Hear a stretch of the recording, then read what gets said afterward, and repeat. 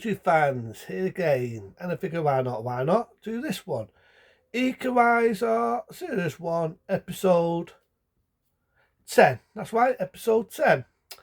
This one I felt was a step up from Episode 9, because Episode 9, it was a review, and it was a rant, because to me, it was a spoiled kid. His mummy and daddy had issues, yeah, okay, his dad didn't give a shit at first, but am I supposed to buy into it, right? Am I supposed to buy into it that the Equalizer has a man-to-man talk with him, he's really changed the area of his race, he's dealing fucking drugs, the guy's a drug dealer, I'm on about the diving meets up. So, to me, it had issues, but this one, I thought it was a good start. It does have problems, though. It does have problems, and I'll get to them, but I still think it's a good start compared to Episode 9 of the Equalizer. We're going to go with it. So, again, you get bits of what's going to happen, and then you got that date music. That music, I won't do the rest. And then you get our mate, well, you think it's our mate, the Equalizer, but he isn't. Starts off with these people who are going to court for murder. But because of lack of evidence and so on, even the judge knows they've done it. Even the lawyer knows they've done it, but because there's no evidence, they're home die. And they're cocky about it as well. You don't see the murders, but you see it off stream where the person walks the dog, looks like the Equalizer. You only see the back of them. Shoots the baddies. And leaves the cutout. The cutout. You need help. Call the Equalizer. You got his number. So you got this guy, knocks on, and at first being shit, is Equalizer going to get arrested in this? Did he do it? But no, he didn't. He was innocent. And the guy knows he's innocent, but he gives him a bit of a bad talk, saying people like you're like a finty auntie and this. And the Equalizer says, no, that's not what I'm all about. Now that is one of the reasons why I never like the new movies of the Equalizer. Because if you've ever seen Series 1 of the episodes, Series 2 of the episodes, and so on, that's not the Equalizer. The Equalizer is not a vigilante. Yeah, he'll take the law of his own hands, but you make sure that justice goes the right way. Say it again, goes the right way. Where the movie one, to me, if I want to see a vigilante taking the law in his own hands, shooting baddies up left, right and centre, I'll just watch Dallas Bronson. I'll just watch Death Wish or Death Wish 2, which is more of a rape and revenge film. I'll just watch Death Wish 3 and so on for that. There's more to it than that in the Equalizer, and it souls it. It souls it. Anyway, moving on. I kind of like this one because it's two stories meet to death on, and I'll get to that as I get to it. Because you've got another one, you've got this dude, she could be rushing up all this, and also she has some sort of accent, and she thinks she runs this guy over. Long road, it's a setup, these guys decide to mug her, she gets back into the car, dies trying to attack her because she drove fast, he falls on his ass and hurts himself. And it's really so stupid to see of the law.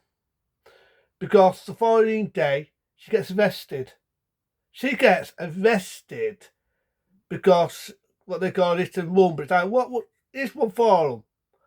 What's she supposed to do? She's supposed to drive the car, stop and let them fucking mug her, let them rape her, whatever they was aiming to do to her. She's supposed to do that. Doesn't matter the speech, she's supposed to do that. So I can understand why she drove off. Obviously they let her off because, again, even the lawyer said they had attempt to have a mugger or, it doesn't say it in words, but you got an idea. Keep it mild there, so don't get in trouble by YouTube. There's your answer. So, because it's TV, so I can try to see why they trying to dodge the word with the letter R on it. This is like a funny one though, because they've got an idea they're going to do something, these guys have got off with it, and they're going to basically get their revenge on her, even though she did the right thing by driving off, and they were scumbags. So who does she call? The Equalizer. Now I kind of like this one, because he has this sort of like answer machine, what can mimic it and find your number, and find where you live and anything. I think that's a bit finger for that error. So the Equalizer tells he brings his mate along, and he was the one who, remember that, it was in episode 2, who helped him out in that. And he's making these little stick houses, and the girl sort of falls for him. We'll get to that in a bit. Now I want to get to the bit with the bad Equalizer. I feel they should have done more to that. If they're going to have a Fintan it was down to set up Edward Woodward's character as the Equalizer. Have him shooting more baddies. Go with a Death Speed. Go with fucking Deathwood. Go with fucking Giles Bronson style. Or some of these Fintianti films. I felt they should have gone full out of there, but I could get it. It wanted to have a twist to it, and it does. It does have a twist. I mean, the twist is pretty good. So, what happens is, Edward Woodward, as the Equalizer, walks in. He finds out that Di's been having it away with the Polish dude, and he goes mad at him. He says, you're supposed to be protecting or not taking advantage. So basically, the Equalizer goes to do, and he'll look after the girl, sort of thing. The guys get arrested again for something else they've done, but it turns out they get let off again. And this time they want to get their own back because the mate's in hospital, because he didn't die, he just got hurt. But again, what was he going to do with that girl? So they've got a car, they're chasing after her, and she bumps into the lawyer. Now this lawyer was the one that let the lads off, the ones that got shot at the beginning. This is a twist. So the scumbags are chasing after her. The Equalizer finds out, even the Di finds out, the Di stop the lads, out of luck, they do. But the lawyer pulls a gun out, and the Equalizer attacks it on at the lawyer. Ready for this? He was the one trying to set up the Equalizer, making out he did this. He was doing it for revenge, because it turned out these people killed one of his mates, and he had to let them off because it's part of his job. So he wanted basically to get feet revenge, you know, become a Fintan. And I do love this line where he says to the Equalizer, you're just like me. And the Equalizer says, if you think that, you're very wrong, I am not like you. And that is one of the reasons, people, why I never, and I repeat what I said, I never like the new films. Because the new films, I can respect the time to do something different. But if you've ever seen how Edward Woodward paid it for every episode, he's right. He wants to behold the law. If he's going to get rid of rapists, I can get rid of that word, scumbags, murderers, whatever, he wants to do it the legal way. Not bang bang, you're dead. Will make him just this stomach as them. Two ones don't make a right. I don't get too predictable in this one, but I'm trying to make sense of the character. I'm on about the character of the Equalizer. That Equalizer was never a Fintanante. It was never one to go around shooting fucking baddies, because that would make him, I'll get predictable a little bit on this one, that would make him just as bad as them. Two ones don't make a right. He does not justify murder, even though they're scum. He wanted to do it the legal way. He didn't agree with violence. He only ever used violence if violence was needed, like in episode 2 of the Equalizer. I know I'm getting too predictable here, but I'm just trying to make sense of why I never thought a lot of the film version.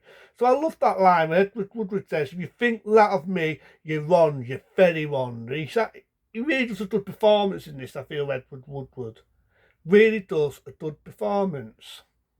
So they take the lawyer, he gets arrested because, you know, even though there were scumbags, it doesn't justify taking the law in your own hands. That just makes you as bad as what they are. So there's two ways of looking at it, you know what I mean? Like in Death Race or Equalizer's Rate. There's two ways of looking at it, and I got it. It wasn't too in your fucking face how I'm putting it. So the dude gets offered to die, the scumbags get arrested, the lawyer gets arrested, see? That's what happens if you take the law in your own hands. And Edward Woodward walks off, and obviously rides off for the next episode. So this one, I felt it was a step up. I like the way that the two stories joined together. My only issue is, I just wanted the guy who was trying to set the Equalizer up. I just felt, have him do more. Take the law in his hands. You know, he sees someone trying to mug a woman, he shoots her. He sees someone trying to attack a woman, he shoots them. He sees somebody doing something petty like pissing on a wall, because that's what it would go to eventually. If you become this vigilante, you start overdoing things. If someone's walking and they didn't watch where they were going, so I'm going to shoot them. They dropped the litter paper on the floor, I'm going to shoot them for that. You see what I'm getting at? See the little things like that. And have them doing more things like that and go vigilante style. But I get it. It was a TV show. They can only fit so much in. But for what it was, I like the idea that two of the stories joined to death in this one. I kind of like that idea. I like the way the cop didn't like the Equalizer, but as it goes on, he respects him and is helping him out. So this one, I thought it was a step up from episode 9. That's what I'm going to say on that one. I thought it was a step up from episode 9. But until then, be smart, be safe. See you later.